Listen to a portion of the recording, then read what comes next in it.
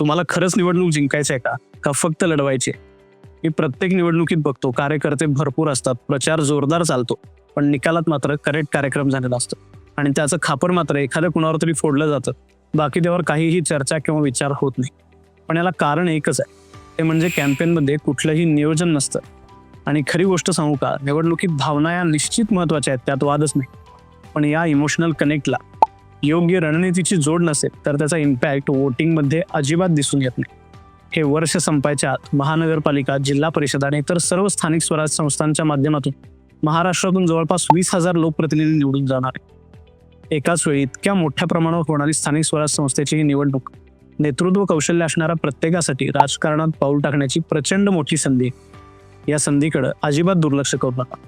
निवडून जाणाऱ्या 20,000 पेक्षा जास्त लोकप्रतिनिधींपैकी किमान 5,000 तरी नवीन, आश्वासक आणि पारदर्शक चेहरे असावे, हा आमचा प्रयत्न असणार आहे.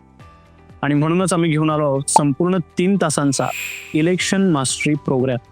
या वर्कशॉपमध्ये मी तुम्हाला देणाऱ्या अगदी बेसिक पासून मतदानाच्या दिवसापर्यंतचा डिटेल्ड कॅम्पेन प्लॅन, प्रत्येक टीमच्या बांधणीपासून सोशल मीडियाच्या कंटेंट प्लॅनपर्यंत आणि इव्हेंट्स प्लॅनिंगपासून मॅन टू मॅन मार्किंगपर्यंत, निवडणुकीसाठी 4 महिन्यांचा पूर्ण winning action plan with complete road map. हा वर्कशॉप म्हणजे रेग्युलर ट्रेनिंग नाही, तर एक संधी आहे प्रत्येक उमेदवाराला विजयी लोकप्रतिनिधी बनण्याची.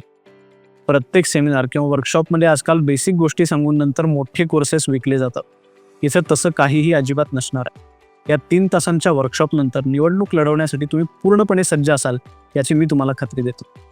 जर तुमचं मनोमन ठरलं असेल की मला यावेळी जिंकायचंच आहे, तर अजिबात वेळ घालवू नका. लगेच एनरोल करा, कारण जागा अगदी मर्यादित आहे. धन्यवाद.